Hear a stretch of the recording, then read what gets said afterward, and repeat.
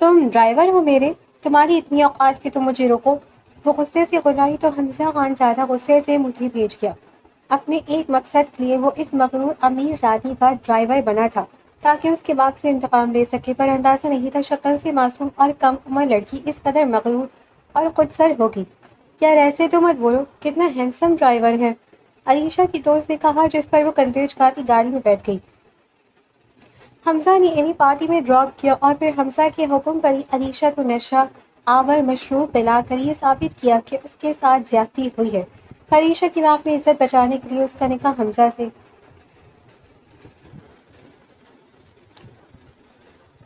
شاہ زمان کی عالیشان لائبریری میں اس وقت صرف سگار کے دھوئے کے مرغلے اڑے ہوئے تھے۔ کمرے کی لکڑی کی بھاری میز کے پیچھے بیٹھے شاہ زمان کے چہرے پر گہری تشویش اور سختی نمایاں تھی۔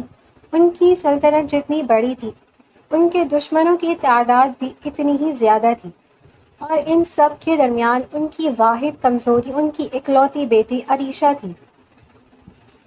میز کے سامنے بالکل سیدھا علی پرسکون کھڑا تھا، حمزہ خان زادہ۔ اس کے چہرے پر کوئی خوف نہیں تھا، نہ ہی شاہ زمان کی دولت اور روب کا اس پر کوئی اثر دکھائی دے رہا تھا۔ وہ اپنی مٹھیاں بھیجے گہرے اور سرد تاثرات کے ساتھ شاہ زمان کی بات سن رہا تھا۔ شاہ زمان نے سگار ایک لمبا کش لیا، دھواں فضا میں چھوڑا اور اپنی عقاب جیسی نظریں حمزہ پر ٹکا دی۔ حمزہ، میں نے تمہارا بیک گراؤنڈ دیکھا ہے، تم ایک عام ڈرائیور یا گارڈ نہیں ہو۔ تمہاری ٹریننگ اور تمہاری خاموشی بتاتی ہے کہ تم اس کام کے لیے بہترین ہو۔ شاہ زمان کی بھاری آواز کمرے میں گونجی۔ لیکن یاد رکھو، جس کام کے لیے میں تمہیں ہائر کر رہا ہوں وہ معمولی نہیں ہے، تمہیں عریشہ کی حفاظت کرنی ہے۔ حمزہ خاموش رہا، اس کے چہرے کی سختی لکیروں میں کوئی تبدیلی نہیں آئی تھی۔ وہ بس سر جھکائے کھڑا تھا جیسے ایک فرما بردار ملازم کھڑا ہوتا ہے۔ شاہ زمان میز پر جھکے اور اپنی آواز کو مزید گہرا کیا۔ علیشہ میری جان ہے، میرے دشمن اس وقت بلوں سے باہر آ چکے ہیں اور وہ مجھے توڑنے کے لیے علیشہ کو نشانہ بنانے کی کوشش کریں گے۔ تمہیں اس کی ہر سائے سے حفاظت کرنی ہے۔ وہ یونیورسٹی جائے، اپنے دوستوں سے ملے یا کسی پارٹی میں جائے، تم ایک سائے کی طرح اس کے ساتھ رہو گے۔ اسے دشمنوں کی ہر چال سے بچانا تمہاری ذمہ داری ہے۔ شاہ زمان کھڑے ہوئے حمزہ کے قریب آئے اور اس کے کندھوں پر مضبوطی سے ہاتھ رکھ کر اسے وارننگ دینے والے انداز میں کہا، ایک بات کان کھول کر سن لو حمزہ، اگر علیشہ کو ایک خراش بھی آئی، اگر اسے کچھ بھی ہوا تو میں یہ بھول جاؤں گا کہ تم کون ہو اور تمہاری اوقات کیا ہے۔ میں تمہیں نہیں چھوڑوں گا، تمہاری زندگی علیشہ کی حفاظت سے جڑی ہے۔ حمزہ نے اپنے کندھوں پر موجود شاہ زمان کے ہاتھ کو دیکھا اور نہایت پرسکون مگر گرجدار آواز میں کہا، آپ بے فکر رہیں سر، علیشہ بی بی کی حفاظت اب میری ذمہ داری ہے۔ جب تک میں ہوں کوئی دشمن ان تک نہیں پہنچ سکتا۔ شاہ زمان نے اطمینان سے سر ہلایا۔ چند اور باتیں کرنے کے بعد وہ وہاں سے نکل گیا تھا۔ تمہاری ہمت کیسے ہوئی میری ڈیزائنر ڈریس کو اس طرح پریس کرنے کی؟ تمہیں پتہ بھی ہے یہ کتنی قیمتی ہے؟ علیشہ کی چیخنے کی آواز پورے کوریڈور میں گونج رہی تھی۔ علیشہ جو حسن میں تو بے مثال تھی، لیکن غرور اور تکبر اس کی انگ انگ سے جھلکتا تھا۔ اس وقت وہ آئینے کے سامنے کھڑی اپنی ملازمہ پر بری طرح برس رہی تھی۔ ملازمہ خوف سے کانپتی ہوئی سر جھکائے آنسو بہا رہی تھی۔ بی بی جی، مجھ سے غلطی سے، ملازمہ نے ہچکیوں کے درمیان کہنا چاہا۔ Shut up, just shut up. Alisha نے اپنے ہاتھ میں موجود پرفیوم کی مہنگی بوتل بیٹھ کر پڑھ گئی، تم جیسے جاہل ملازموں کو کوئی کام ڈھنگ سے نہیں آتا۔ اگر دوبارہ میری کسی چیز کو ہاتھ لگایا تو اسی وقت اس گھر سے دھکے دے کر نکلوا دوں گی۔ چلی جاؤ یہاں سے۔ ملازمہ روتے ہوئے کمرے سے بھاگ گئی۔ علیشہ نے غصے سے گہرا سانس لیا، اپنے بال ٹھیک کیے، اپنے مہنگے لباس اور میک اپ کو آخری بار آئینے میں دیکھا۔ اس کے چہرے پر وہی تکبر تھا جو ایک امیر زادے کی پہچان ہوتا ہے۔ آج اسے اپنی سہیلیوں کے ساتھ ایک بڑی پارٹی میں جانا تھا اور وہ لیٹ ہو رہی تھی۔ وہ تیار ہو کر اپنے ہینڈ بیگ کو بازو پر لٹکائے تیز قدموں سے کمرے سے باہر نکلی۔ سیڑھیاں اترتے ہوئے اس کی ہائی ہیلز کی آواز پورے ہال میں گونج رہی تھی۔ جب علیشہ نیچے ہال میں پہنچی تو اس نے دیکھا کہ اس کے والد شاہ زمان لاؤنج میں کھڑے ہیں اور ان کے ساتھ ایک مضبوط جسم اور سنجیدہ چہرے کا مالک نوجوان کھڑا ہے۔ اس کی نظریں جھکی ہوئی تھی لیکن اس کی شخصیت میں ایک عجیب سا روب تھا۔ علیشہ نے رک کر ناگواری سے اس نئے چہرے کو دیکھا۔ اس کا موڈ پہلے ہی خراب تھا اور اس نامعلوم شخص کی موجودگی نے اسے مزید چڑچڑا کر دیا۔ وہ تیز قدموں سے اپنے والد کے پاس آئی اور حمزہ کی طرف اشارہ کرتے ہوئے انتہائی بدتمیزی سے بولی، ڈیڈ یہ کون ہے؟ ہمارا نیا مالی ہے یا کوئی اور ملازم؟ شاہ زمان نے علیشہ کے لہجے پر ہلکی سی ناگواری کا اظہار کیا لیکن نرمی سے بولے، علیشہ تمیز سے بات کرو، یہ حمزہ ہے، آج سے یہ تمہارا پرسنل گارڈ بھی ہے اور تمہارا نیا ڈرائیور بھی۔ تمہاری حفاظت کی ذمہ داری اب اس کی ہے۔ عریشہ نے آبرو چکائے، اس کی حمزہ کے اوپر ایک گہری تنقیدی اور مغرور نظر ڈالی، سر سے لے کر پاؤں تک اسے دیکھا جیسے وہ کسی سستی چیز کا معائنہ کر رہی ہو۔ حمزہ بالکل ساکت کھڑا تھا، اس کے چہرے پر عریشہ کی اس تضحیک آمیز نظر کا کوئی اثر نہیں ہوا۔ گارڈ اور ڈرائیور؟ عریشہ نے تنزن ہنستے ہوئے کہا، ڈیڈ مجھے کسی گارڈ کی ضرورت نہیں ہے، اور یہ میرا ڈرائیور بنے گا؟ اس نے حمزہ کی طرف دیکھ کر منہ بنایا۔ چلو دیکھتے ہیں کہ کتنے دن ٹکتا ہے۔ وہاں سے وہ حمزہ کو ایک آخری حقارت آمیز نظر دیکھ کر باہر پورچ کی طرف چل دی۔ پورچ میں چمکتی ہوئی مہنگی لگژری گاڑی کھڑی تھی۔ عریشہ تیز قدموں سے چلتی ہوئی گاڑی کے پچھلے دروازے کے پاس آ کر کھڑی ہو گئی۔ اس کی عادت تھی کہ جب بھی وہ باہر آتی، پرانا ڈرائیور بھاگ کر اس کے لیے گاڑی کا دروازہ کھولتا تھا اور وہ ملکہ کی طرح اندر بیٹھتی تھی۔ حمزہ بھی شاہ زمان سے اجازت لے کر باہر آیا اور وہ بغیر کسی جلدی کے پرسکون قدموں سے چلتا ہوا سیدھا ڈرائیونگ سیٹ کی طرف بڑھ گیا۔ وہ عریشہ کے پاس سے گزرا، لیکن اس نے پچھلا دروازہ کھولنے کے لیے ہاتھ تک نہیں بڑھایا۔ وہ چپ چاپ جا کر ڈرائیونگ سیٹ کے پاس سر جھکا کر انتہائی وقار کے ساتھ کھڑا ہو گیا، جیسے وہ عریشہ کی گاڑی میں بیٹھنے کا انتظار کر رہا ہو۔ عریشہ گاڑی کے بند دروازے کے پاس کھڑی رہ گئی۔ اس نے دیکھا کہ حمزہ نے اس کے لیے دروازہ نہیں کھولا اور وہ وہاں خاموشی سے سر جھکائے کھڑا ہے۔ اس کا چہرہ غصے سے سرخ ہو گیا۔ ایکسکیوز می، عریشہ نے وہیں کھڑے کھڑے اونچی اور تیز آواز میں حمزہ کو پکارا۔ حمزہ نے کوئی جواب نہیں دیا، وہ اپنی جگہ ساکت کھڑا رہا۔ میں تم سے بات کر رہی ہوں، گارڈ کم ڈرائیور، عریشہ چیخ کر بولی۔ تم وہاں بت بن کر کیوں کھڑے ہو؟ تمہیں نظر نہیں آ رہا میں یہاں کھڑی ہوں؟ تم گاڑی کا دروازہ کھولو میرے لیے۔ حمزہ نے آہستہ سے اپنا سر اٹھایا، اس کی گہری اور سرد آنکھیں سیدھی عریشہ کی غسیلی آنکھوں سے ٹکرائیں۔ اس کے چہرے پر نہ کوئی خوف تھا اور نہ ہی معذرت کا کوئی تاثر۔ وہ اپنی جگہ سے ہلا اور عریشہ کے قریب آ کر کھڑا ہو گیا۔ دونوں کے درمیان دوری کم تھی اور عریشہ کو اس کے قد اور رعب کے سامنے تھوڑا پیچھے ہونا پڑا۔ حمزہ نے انتہائی دھیمے مگر کاٹدار لہجے میں کہا، بی بی جی، میں یا آپ کا نوکر نہیں جو آپ کے نخرے اٹھائے یا آپ کے لیے دروازے کھولتا پھرے۔ عریشہ کی آنکھیں حیرت اور غصے سے پھیل گئیں۔ تمہاری یہ ہمت؟ شاہ زمان صاحب نے مجھے صرف 2 کاموں کے لیے ہائر کیا ہے، پہلا گاڑی ڈرائیو کرنے کے لیے اور دوسرا آپ کی حفاظت کرنے کے لیے۔ یہ دروازہ کھولنا اور بند کرنا، یہ کام آپ خود کرنے ہوں گے۔ میں آپ کی عیاشیوں کا ملازم نہیں، آپ کی زندگی کا محافظ ہوں۔ حمزہ نے ایک بات جاری کرتے ہوئے کہا، تم ایک معمولی ڈرائیور ہو کر مجھے سکھاؤ گے کہ مجھے کیا کرنا ہے؟ عریشہ غصے سے کانپنے لگی۔ میں ابھی ڈیڈ کو بلا کر تمہیں نوکری سے نکلواتی ہوں۔ وہ مڑی ہی دیکھے، اندر لاؤنج کی بڑی شیشے کی کھڑکی سے شاہ زمان کی نظر ان پر پڑی۔ شاہ زمان نے باہر پورچ کی طرف دیکھا جہاں عریشہ غصے میں کھڑی تھی اور حمزہ اپنی جگہ قائم تھا۔ شاہ زمان نے وہیں سے حمزہ کی طرف دیکھا اور چہرے کے تاثرات سے ہلکا سا اشارہ کیا کہ معاملے کو زیادہ نہ بڑھاؤ اور گاڑی کا دروازہ کھول دو۔ شاہ زمان جانتے تھے کہ ان کی بیٹی ضدی ہے اور وہ اس وقت کسی نئے ہنگامے کے موڑ میں نہیں رہے۔ حمزہ نے شاہ زمان کا اشارہ دیکھ لیا، اس نے ایک گہرا سانس لیا، ان کے اشارے پر اس نے اپنی انا کو عارضی طور پر پیچھے دھکیلا۔ حمزہ نے عریشہ کی طرف دیکھا، اس کے چہرے پر ایک ہلکی سی پراسرار مسکراہٹ ابھری جو عریشہ کو مزید تپانے کے لیے کافی تھی۔ وہ آگے بڑھا، گاڑی کی ہینڈل پر ہاتھ رکھا اور ایک جھٹکے سے گاڑی کا دروازہ کھول دیا۔ تشریف رکھیے بی بی جی، حمزہ نے تنزیہ انداز میں جھک کر کہا، لیکن اس کی آنکھوں میں اب بھی وہی چیلنج تھا۔ عریشہ نے غصے سے اسے گھورا، اپنے پیر پٹھے اور گاڑی کے اندر بیٹھ گئی۔ حمزہ نے دروازہ بند کیا، گھوم کر ڈرائیونگ سیٹ پر بیٹھا اور گاڑی سٹارٹ کر دی۔ آئینے میں اس نے عریشہ کے غصے سے بھرے چہرے کو دیکھا اور دل میں سوچا، غرور کا سر ہمیشہ نیچا ہوتا ہے عریشہ، اور تمہارا غرور توڑنے کا کام قدرت نے مجھے سونپا ہے۔ گاڑی بڑے گیٹ سے باہر نکلی، دن معمول کے مطابق گزرنے لگے تھے اور عریشہ کی بدتمیزی عروج پر تھی۔ حمزہ محض اسے گھور کر رہ جاتا تھا، وہ کچھ کہتا نہ تھا لیکن اس کی نظریں گھر کے چاروں اطراف رہتی تھی۔ وہ عجیب نظروں سے چاروں اطراف گھورتا تھا، مانو کسی چیز کا معائنہ کر رہا ہو۔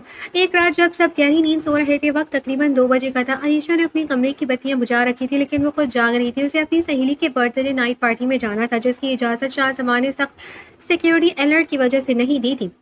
میں اس حمزہ اور ڈیڈ کے پہروں سے تنگ آ چکی ہوں، میں ایک قیدی نہیں ہوں۔ عریشہ نے غصے سے بڑبڑاتے ہوئے اپنے کندھوں پر چھوٹا بیگ لٹکایا۔ وہ دبے دبے پاؤں بغیر چپل کی آواز کیے اپنے کمرے سے نکلی۔ راہداری کے اندھیرے کا فائدہ اٹھاتے وہ نیچے ہال کی طرف بڑھی اور عقبی دروازے سے لان کی طرف نکل گئی۔ اسے لگا کہ وہ کامیاب ہو گئی ہے۔ اس نے گیٹ کی طرف قدم بڑھا ہی تھے کہ اچانک سامنے سے ایک بھاری مردانہ سایہ نمودار ہوا۔ ٹارچ کی تیز روشنی سیدھی عریشہ کے چہرے پر پڑی۔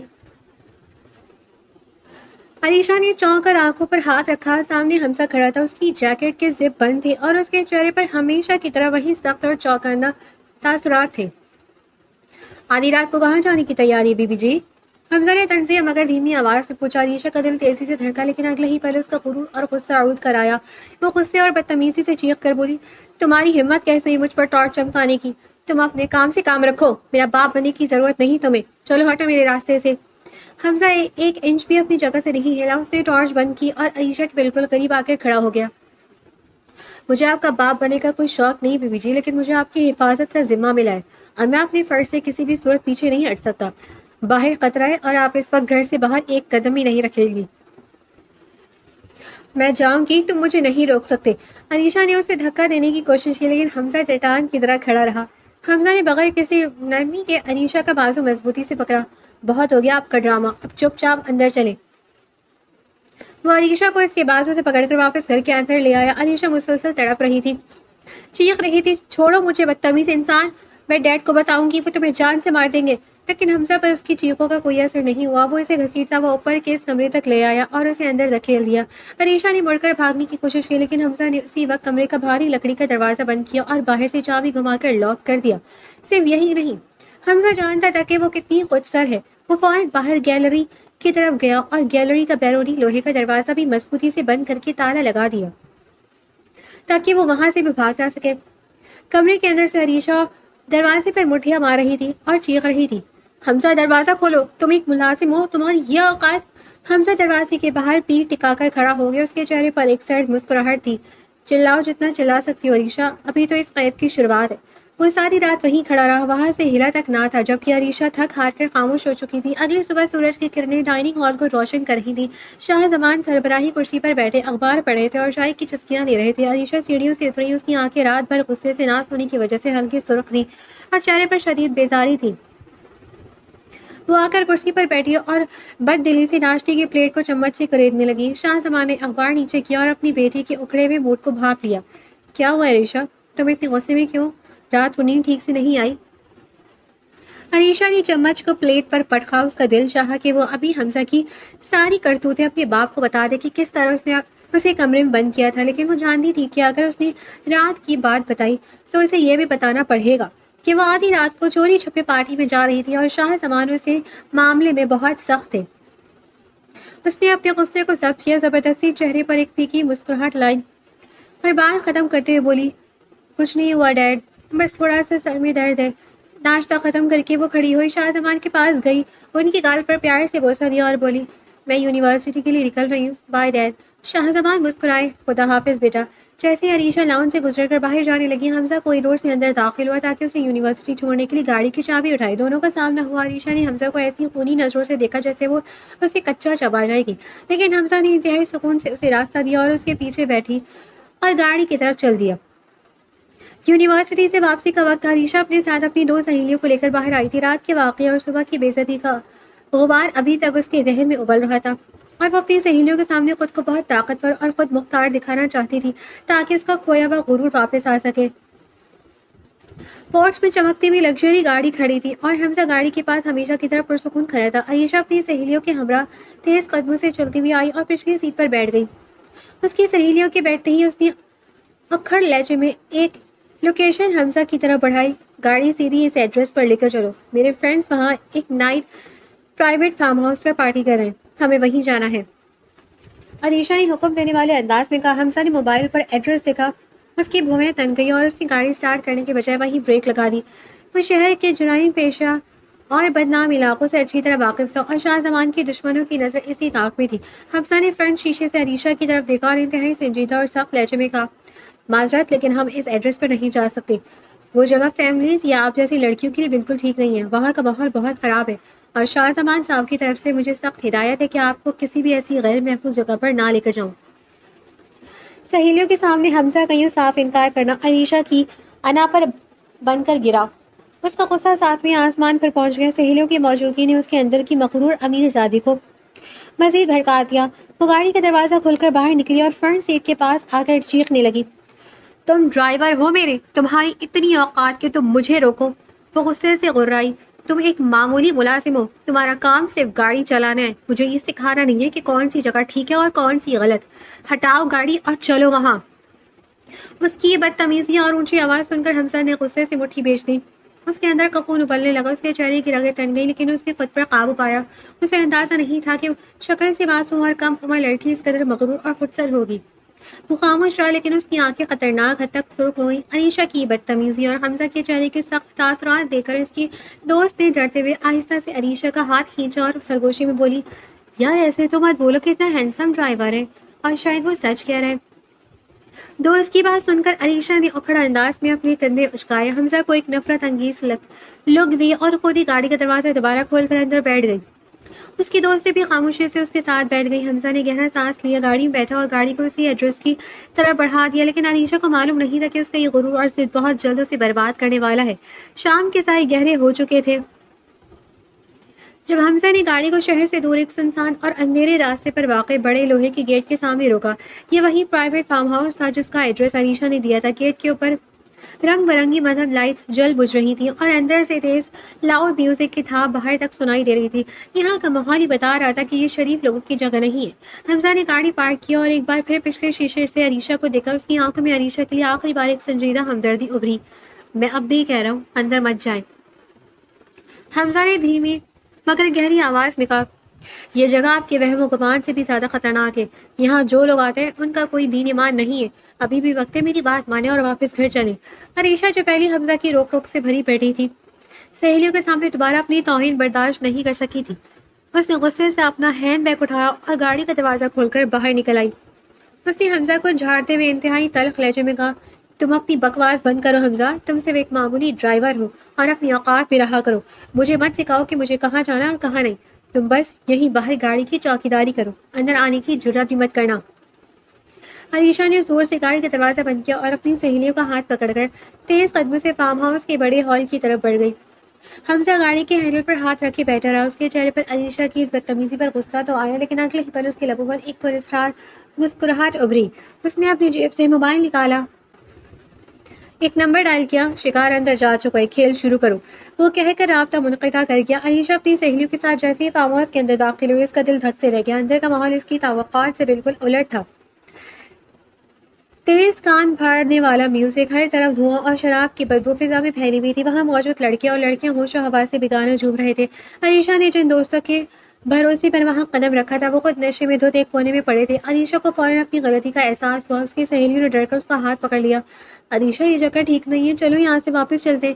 ہاں چلو، علیشہ نے گھبرا کر کہا، اور جیسے ہی وہ مڑنے لگی، اچانک ہال کے سارے دروازے بند کر دیے گئے اور تیز لائٹس بند ہو کر سرخ رنگ کی لائٹس آن ہو گئی۔ اگلے ہی لمحے وہاں چند اجنبی اور خطرناک نظر آنے والے گنڈے نمودار ہوئے۔ انہوں نے علیشہ اور اس کی سہیلیوں کو گھیر لیا۔ علیشہ کا پورا وجود خوف سے کانپنے لگا۔ ارے واہ، شاہ زمان کی لاڈلی بیٹی، خود ہمارے پاس چل کر آئیے۔ ان میں سے ایک نے تنزن قہقہہ لگایا، تم لوگ کون ہو؟ دور رہو مجھ سے، میرے ڈیڈ تمہیں زندہ دفن کر دیں گے۔ علیشہ نے چیخ کر دھمکی دی، لیکن اس کی آواز میں اب غرور نہیں بلکہ خوف تھا۔ شاہ زمان اب یہاں تمہیں بچانے نہیں آئے گا۔ ایک گنڈے نے آگے بڑھ کر علیشہ کا ہینڈ بیگ چھین لیا اور اس کا بازو پکڑنے کی کوشش کی۔ علیشہ نے تڑپ کر خود کو چھڑانے کی کوشش کی۔ اس کے کپڑے ایک طرف سے ہلکے سے پھٹ گئے تھے، اس کا ہیئر سٹائل بکھر گیا تھا اور وہ روتے ہوئے فرش پر گر پڑی۔ اس پر ایک ایسا وقت آ چکا تھا جہاں سے اپنی عزت پامال ہوتی دکھائی دے رہی تھی۔ وہ بری طرح مصیبت میں پھنس چکی تھی اور چیخ چیخ کر مدد کے لیے پکار رہی تھی، حمزہ بچاؤ مجھے۔ جس ڈرائیور کو وہ باہر بے عزت کر کر آئی تھی، اب وہی اس کی آخری امید تھا۔ لیکن اس سے پہلے کہ اس کی چیخیں ہال سے باہر جاتی، دو گنڈوں نے بے رحمی سے اسے فرش سے اوپر اٹھایا۔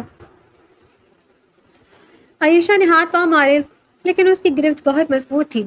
تیسرے گنڈے نے فوراً اپنی جیب سے ایک سرنج نکالی اور علیشہ کے بازو پر نشہ آور انجیکشن لگا دیا۔ انجیکشن کا زہر جیسے ہی اس کے خون میں دوڑا، علیشہ کا سر چکرانے لگا، اس کے ہاتھ پاؤں ڈھیلے پڑ گئے، اس کی نظروں کے سامنے اندھیرا چھانے لگا اور وہ اپنے ہوش و حواس سے بیگانہ بالکل ان کے ہاتھوں میں جھول گئی۔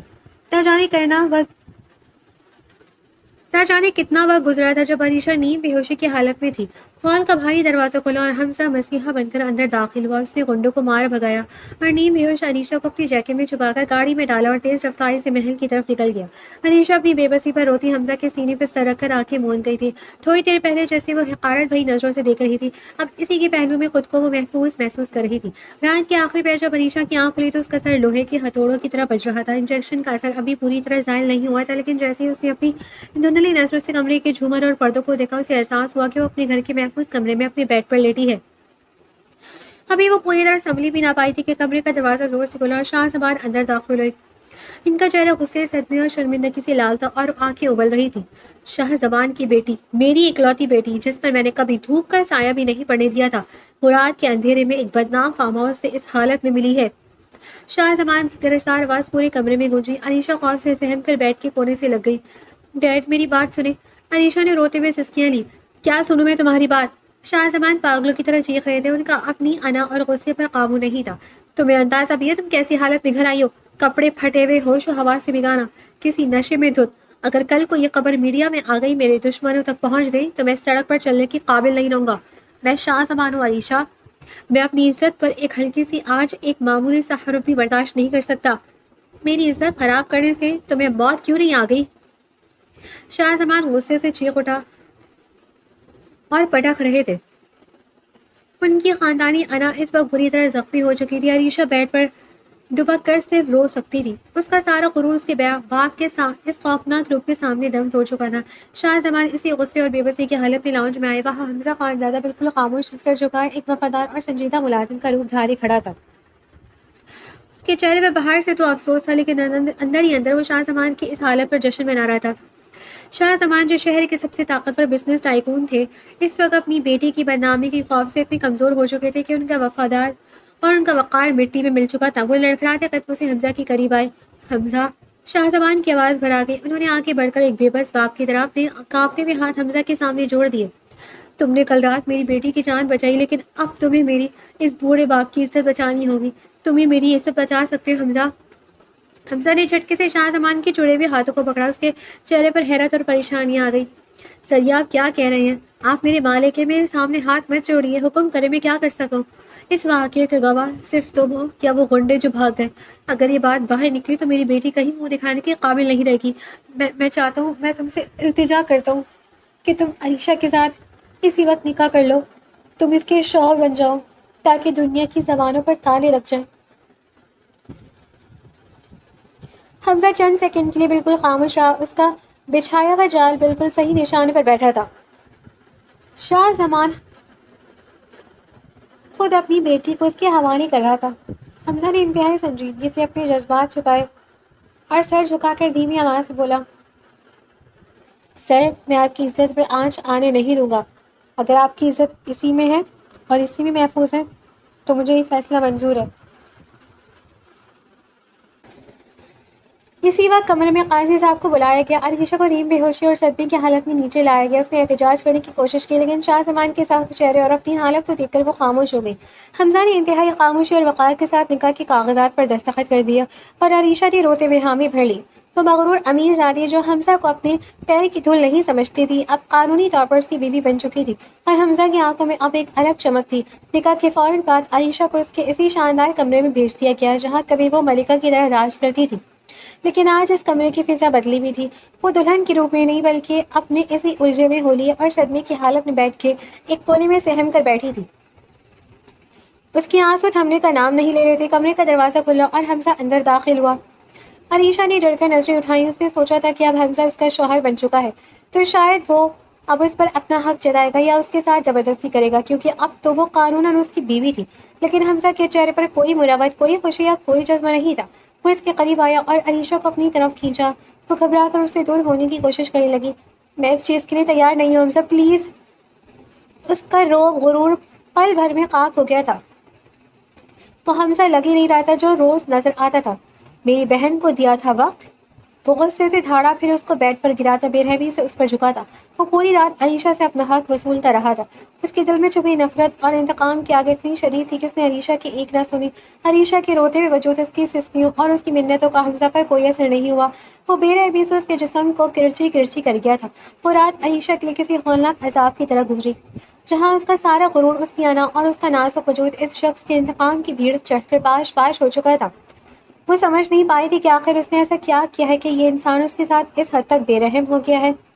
اگلی صبح جیسے ہی سورج طلوع ہوا، حمزہ نے علیشا کا بازو پکڑا اور اسے کھینچتا ہوا نیچے لاؤنج میں لے آیا۔ شاہ زمان ہال لاؤنج میں ہی بیٹھے تھے۔ جیسے ہی انہوں نے حمزہ اور علیشہ کو ساتھ دیکھا، ان کے چہرے پر تھوڑا اطمینان آیا کہ اب ان کی بیٹی محفوظ ہے، لیکن حمزہ نے علیشہ کو لانچ کے بیچ میں ایک جھٹکے سے چھوڑ دیا۔ شاہ زمان چونک کر کھڑے ہو گئے۔ حمزہ، یہ کیا بدتمیزی ہے؟ وہ تمہاری بیوی ہے۔ شاہ زمان نے کڑک کر کہا۔ بیوی؟ حمزہ نے ایک زوردار ہولناک قہقہہ لگایا۔ شاہ زمان، کھیل ختم ہو چکا ہے۔ یہ نکاح، یہ فارم ہاؤس کا ڈرامہ، یہ سب میرا بچھایا ہوا جال تھا۔ شاہ زمان اور علیشہ دونوں کے پاؤں تلے سے زمین نکل گئی۔ علیشہ نے پھٹی پھٹی آنکھوں سے حمزہ کو دیکھا۔ حمزہ شاہ زمان کے بالکل قریب آیا اور اس کی آنکھوں میں آنکھیں ڈال کر چنگاڑا۔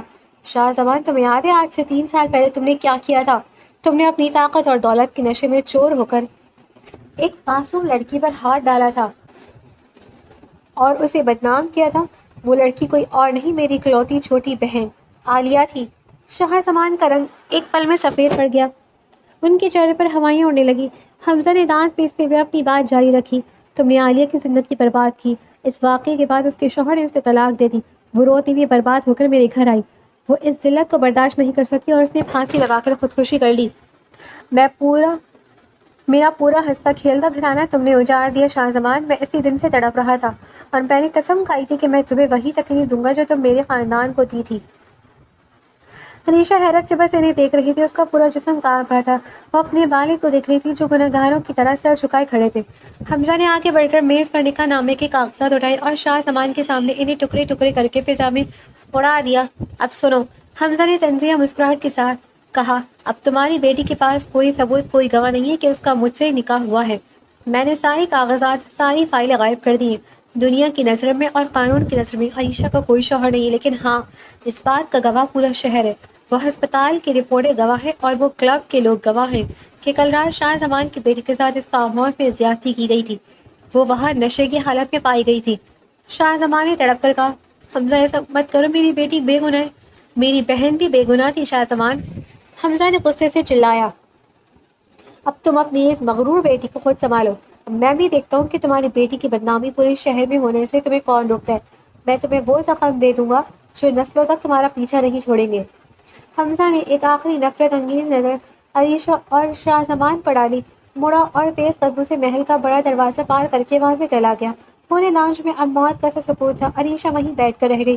اس کی دنیا اجڑ چکی تھی۔ وہ پھٹی پھٹی آنکھوں سے کبھی بکھرے ہوئے کاغذات کو دیکھتی اور کبھی اپنے باپ کو۔ وہ لڑکھڑاتے قدموں سے آگے بڑھی۔ اس کی آنکھوں سے آنسو بہہ رہے تھے، لیکن اس بار ان آنسوؤں میں ایک گہرا صدمہ تھا۔ اس نے شاہ زمان کے سامنے جا کر ان کے کندھے جھنجھوڑے۔ ڈیڈ! علیشہ کی آواز کانپ رہی تھی۔ یہ حمزہ کیا کہہ رہا تھا؟ کیا آپ نے واقعی کسی کی زندگی برباد کی تھی؟ کیا عالیہ نام کی لڑکی کے ساتھ آپ نے وہ سب کچھ کیا تھا؟ شاہ زمان نے اپنی بیٹے کی آنکھوں میں دیکھنے کی ہمت نہیں کی اور نہ ہی وہ کر پا رہے تھے۔ وہ گھٹنوں کے بل فرش پر بیٹھ گئے اور رونے لگے۔ ہمارے ماضی کی گناہ ہمیشہ ہمارا پیچھا کرتے ہیں علیشہ۔ شاہ زمان نے روتے ہوئے سسکیاں لی۔ ہاں، حمزہ سچ کہہ رہا تھا۔ 3 سال پہلے بزنس کی دشمنی اور طاقت کے نشے میں نے عالیہ کے ساتھ وہ سب کیا تھا۔ مجھے اندازہ نہیں تھا کہ مکافات عمل اس طرح میری ہی بیٹی کے روپ میں میرے سامنے آ جائے گا۔ مجھے معاف کر دو علیشہ، مجھے معاف کر دو۔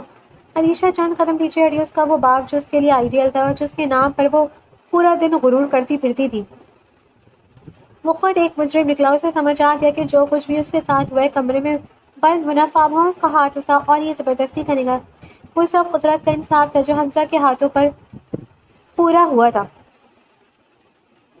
وہ اپنے سر پر ہاتھ رکھ کر وہیں فرش پر بیٹھ گئی جہاں اس کا غرور اور اس کے باپ کی عزت دونوں ہمیشہ کے لیے مٹی میں مل چکے تھے۔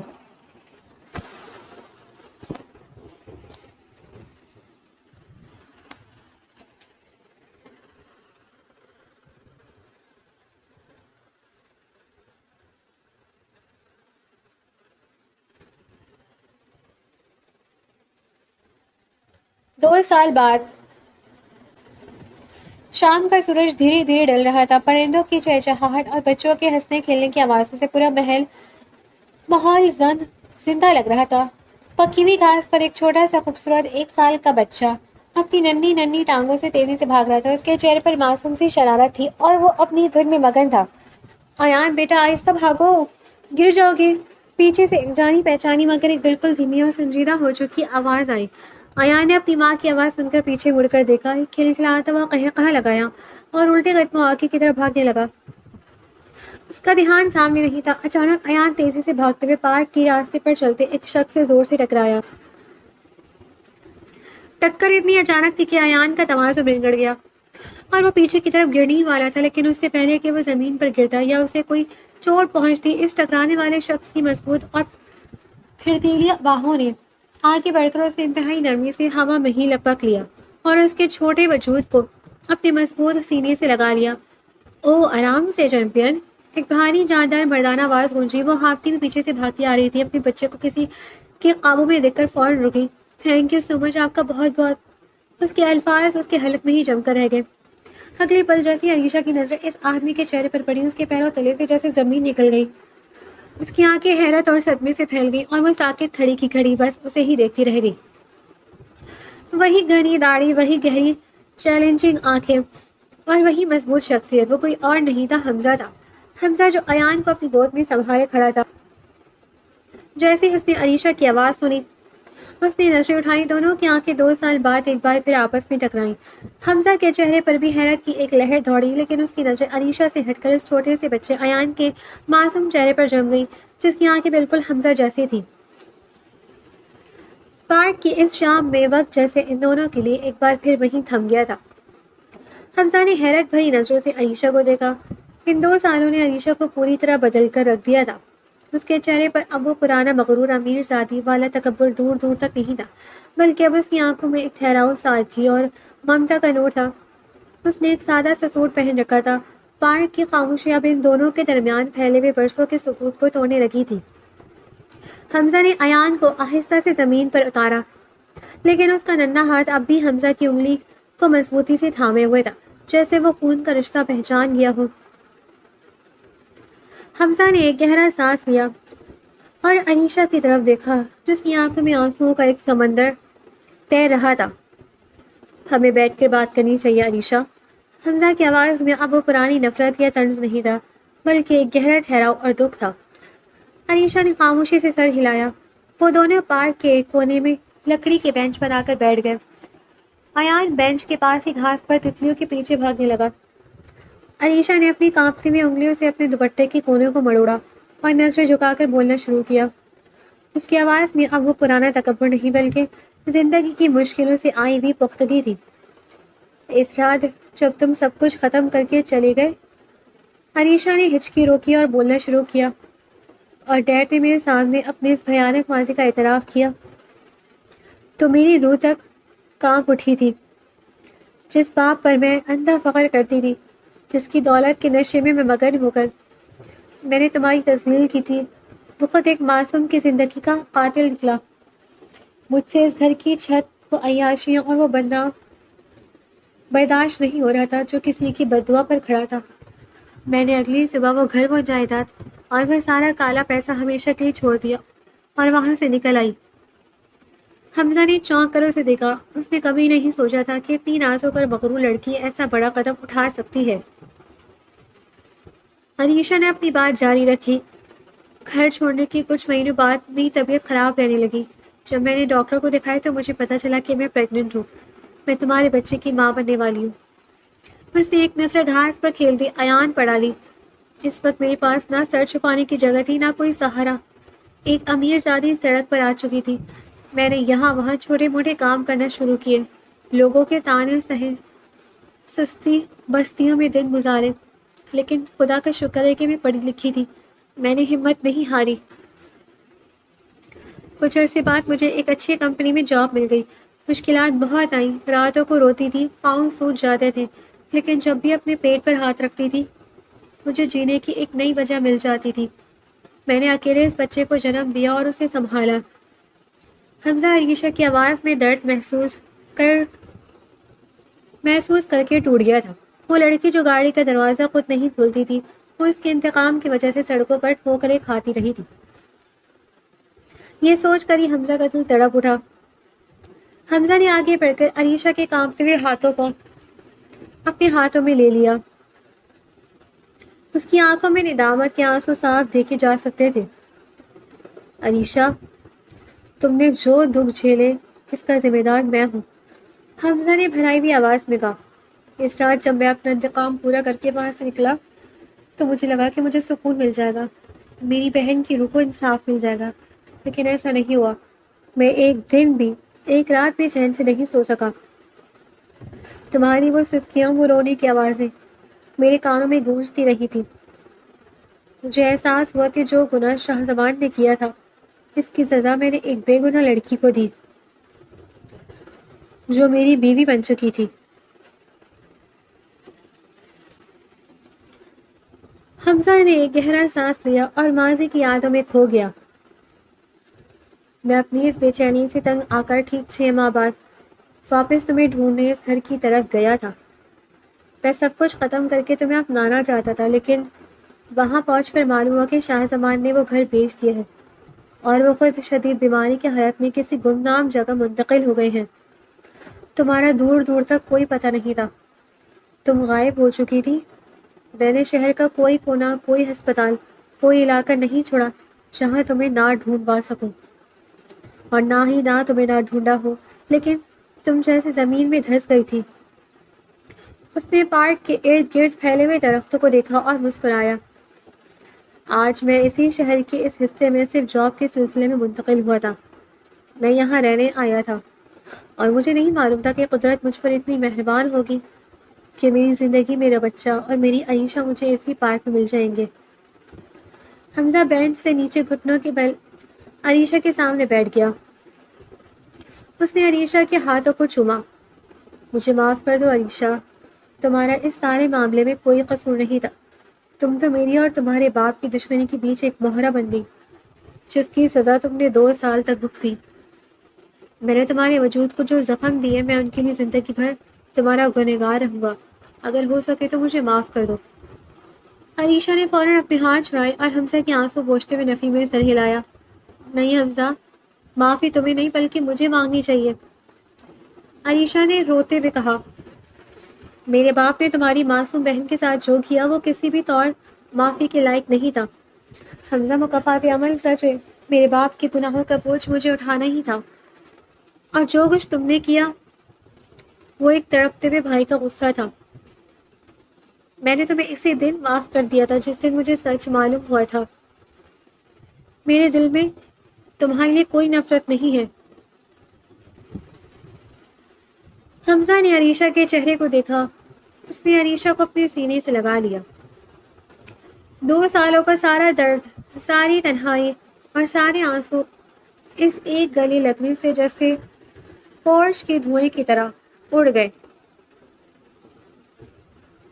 عائشہ نے بھی حمزہ کے سینے پر سر رکھا، لیکن اس بار یہ کسی بے بسی کی حالت میں نہیں تھا، بلکہ یہ اپنے شوہر کے پہلو میں ہمیشہ کے لیے پناہ پا لینے کا سکون تھا۔ مما، مما، پاپا، ایک ننھی معصوم آواز نے ان دونوں کو اپنی توجہ اپنی طرف مبذول کروائی۔ ایان اپنے ہاتھ میں ایک چھوٹی سی گیند پکڑے ان دونوں کو حیرت سے دیکھ رہا تھا۔ وہ سمجھ نہیں پا رہا تھا کہ اس کی مما اس اجنبی انکل کے گلے لگ کر کیوں رو رہی ہیں۔ حمزہ نے مسکرا کر اپنے آنسو صاف کیے اور آگے بڑھ کر ایان کو گود میں اٹھا لیا۔ اس نے ایان کی گال پر پیار کیا اور عائشہ کی طرف دیکھ کر بولا، ہاں آپ کے پاپا، اب پاپا آپ کو اور مما کو چھوڑ کر کبھی نہیں جائیں گے۔ ایان نے اپنے ننھے ہاتھوں سے حمزہ کا چہرہ چھوا اور اپنی توتلی زبان میں بولا، پاپا۔ یہ لفظ سنتے ہی حمزہ اور عائشہ دونوں کے چہروں پر ایک ایسی مسکراہٹ کھل گئی جو پچھلے 2 سالوں سے غائب تھی۔ شام کا سورج اب پوری طرح ڈھل چکا تھا اور پارک کی لائٹس آن ہو چکی تھی، لیکن ان کی زندگی میں امید اور خوشیوں کا ایک نیا سورج طلوع ہو چکا تھا۔ وہ دونوں ایان کا ہاتھ پکڑے ہنستے مسکراتے ہوئے پارک سے باہر نکلے تھے۔